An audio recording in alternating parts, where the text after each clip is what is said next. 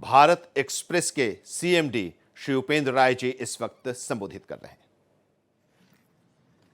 मंच पर बैठे दिल्ली सरकार में पदस्थ chief secretary Shri Dharmendra ji, ILBS के निदेशक वाइस चांसलर आदरणीय डॉक्टर SK सरीन जी, और बोनी कपूर जी के बारे में मुझे बोलने के लिए बुलाया गया है। बोनी कपूर जी, मेरे बड़े भाई विपिन कुमार जी, केंद्रीय हेल्थ मिनिस्ट्री में पदस्थ अवर सचिव additional secretary madam Dilip Kumar ji, जो नर्सिंग काउंसिल ऑफ इंडिया के चेयरमैन हैं, और डॉक्टर वंदना जी। बोनी साहब से मेरा परिचय अब मुझे लगता है कि करीब करीब 18 साल होने को हैं, और जब मैं पहली बार इनसे मिला था तो बोनी साहब उस वक्त खैर शुरू से ही सहारा चेयरमैन के बहुत करीब रहे, और कुछ वक्त आपने सहारा मोशन पिक्चर, सहारा वन, सहारा फिल्मी, सहारा फिरंगी, जो सहारा ग्रुप का पूरा एंटरटेनमेंट का बिजनेस था, सहारा चेयरमैन के रिक्वेस्ट पर आपने कुछ समय तक सुपरवाइज भी किया।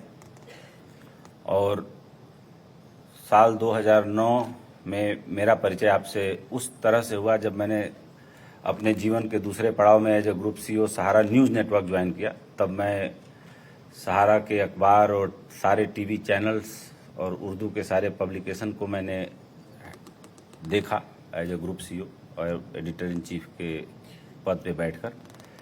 बोनी जी के बारे में सबसे खास बात यह है जो मैं आप लोगों से शेयर करना चाहूँगा कि लोग कहते हैं कि जो प्रोड्यूसर होता है, जो फिल्में बनाता है, जो किसी को हीरो बना करके स्क्रीन पे रुपहले पर्दे पे पेश करता है, लेकिन फिल्में कैसे बनती हैं और कैसे स्क्रीन तक पहुंचती हैं, उसके पीछे असली हीरो उसका प्रोड्यूसर होता है, जो अपने पूरे जीवन की पूंजी दांव पे लगाता है, जो एक छोटी से छोटी बारीक डिटेल्स को आपके सामने पेश करता है, लेकिन हम फिल्मों के सामने उस हीरो को पहचानते हैं, हम उस प्रोड्यूसर को उतनी इज्जत और उतना सम्मान नहीं देते हैं। लेकिन बोनी कपूर जी उन कुछ लोगों में से हैं जिन्होंने अब तक की जितनी मूवीज बनाई वो सारी बेहद सफल फिल्में रहीं, और भारत के इतिहास में कह सकते हैं कि मिस्टर इंडिया एक ऐसी मूवी है जिसका एक डायलॉग हम लोग जब बड़े हुए तब से हमें याद है। 87 में वो मूवी रिलीज हुई, मोगैम्बो खुश हुआ। तो आपके पिताजी भी फिल्म प्रोड्यूसर थे, और इनका स्नेह हमेशा जब से हम मिले हमेशा एक बड़े भाई की तरह रहा। और मेरी मदर बहुत ही गंभीर बीमार थी जब डॉक्टर सरीन से मैं मिला, और इनसे मेरा परिचय भारत के पूर्व मुख्य चुनाव आयुक्त सुनील अरोड़ा जी ने कराया था। तब वो राजस्थान में पोस्टेड थे। ये बात साल 2011 की है, जब ILBS को खुले कुछ ही वक्त हुआ था। मैं अपनी मदर को बहुत बुरे हालात में लेके आया था यहाँ पे, और डॉक्टर सरीन ने उनको पूरी तरह से स्वस्थ करके भेजा था, और उसके बाद वो लंबे समय तक स्वस्थ रहें।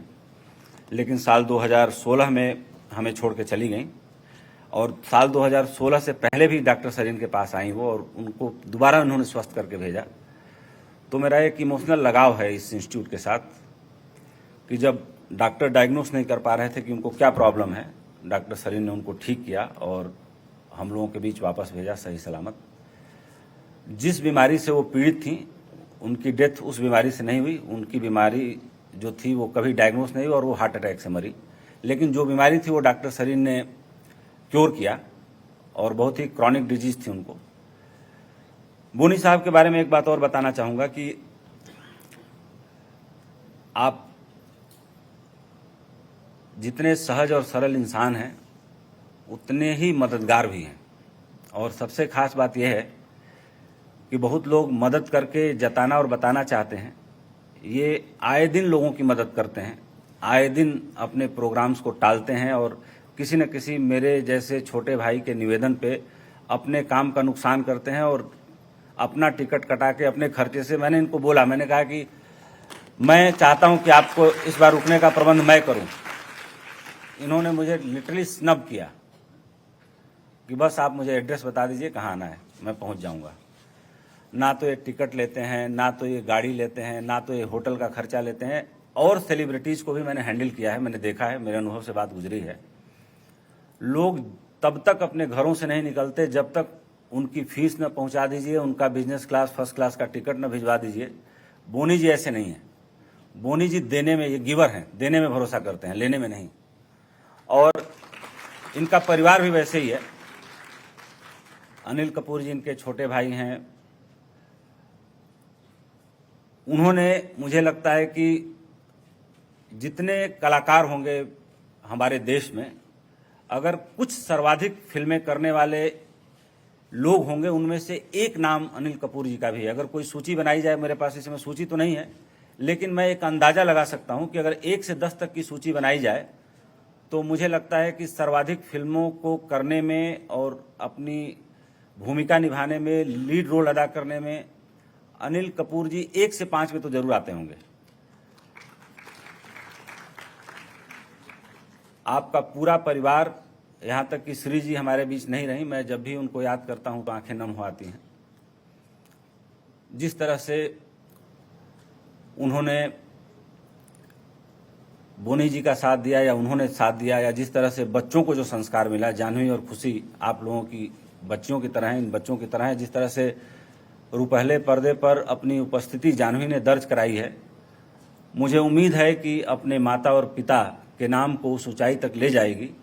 हालांकि श्री जी जैसी कोई एक्ट्रेस मिलना बड़ा मुश्किल है, लेकिन कहा जाता है कि बच्चे माँ बाप के कंधों पर बैठकर जमाना देखते हैं। तो मुझे उम्मीद है कि अभी जानवी की जो मूवी आई थी उलझ, उसमें जानवी ने जो रोल किया और जितना कॉन्फिडेंस और जितना मैच्योरिटी दिखी उस पूरे काम में, हालांकि मैं जानवी को पर्सनली इसके लिए बधाई नहीं दे पाया हूं, दूंगा किसी दिन बोनी जी के साथ जब मेरी बहन रहेगी तो। उस मूवी ने सभी लोगों के दिल और दिमाग पर एक अलग छाप छोड़ी और जिस तरह की वो मूवी थी, मुझे लगता है कि आगे आने वाले दिनों में जानवी बहुत व्यस्त हैं। इस समय बॉलीवुड की मोस्ट व्यस्ततम अभिनेत्रियों में से इस समय जानवी एक हैं। इसके लिए मैं बोनी जी को बधाई दूंगा कि जिस तरह से उन्होंने अपने बच्चों की परवरिश की है और खड़ा किया है। खास तौर से दोनों बच्चियों की मां के जाने के बाद ये काबिले तारीफ है। इस बात के लिए भी मैं जब भी सोचता हूं तो मुझे लगता है कि कितना कठिन होता है मां और बाप दोनों का फर्ज अदा करना। बोनी जी को इसके लिए भी हमेशा याद किया जाएगा और मैं हमेशा इनको इस बात के लिए मन ही मन बहुत याद करता हूं। इनके बारे में जितना कहा जाए कम है।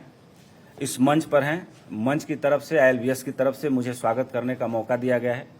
दिल की गहराइयों से आपका स्वागत करता हूं और आपके उदार मन के लिए विशेष रूप से स्वागत करता हूं। धन्यवाद।